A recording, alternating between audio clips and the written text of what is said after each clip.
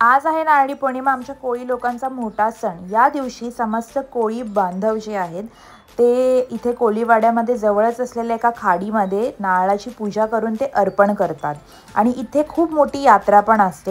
So ही जत्रा फिरताना मला माझ्या लहानपणीची आठवण आली की मी लहानपणी माझ्या मम्मी पप्पांसोबत इथे यायची आणि खूप खेळणी घ्यायची। सो एक वेगळीच आठवण होती ती।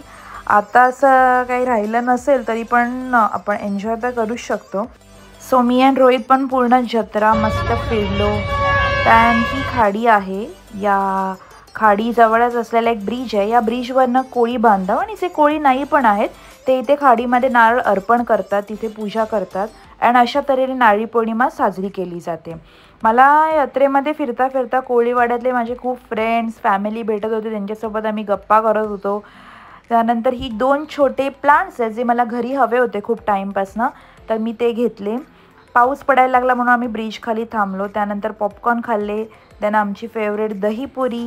नंतर आम्ही तिथून निघालो आणि आम्ही सुपर मार्केटला गेलो। आम्ही गुलाबजामुनचे पॅकेट्स घेतले, नारळ विकत घेतला। आता आम्ही खाडीच्या दुसऱ्या भागाला गेलेलो जिथे गर्दी नव्हती।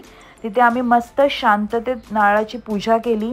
त्यानंतर रोहितने तो नारळ दर्यादेवाला अर्पण केला आणि दर्यादेवाकडे आम्ही मागणं मागितलं की आम्हाला सुखी समाधानी ठेव, आमची भरभराट होऊ दे। अँड अशा तऱ्हेने आम्ही आमचा नारळी पौर्णिमा सेलिब्रेट केला होता। तर चला मंडळी, बाय। आपण लवकरच भेटूया आपल्या पुढच्या व्हिडिओमध्ये। टिल देन बाय बाय आणि काळजी घ्या।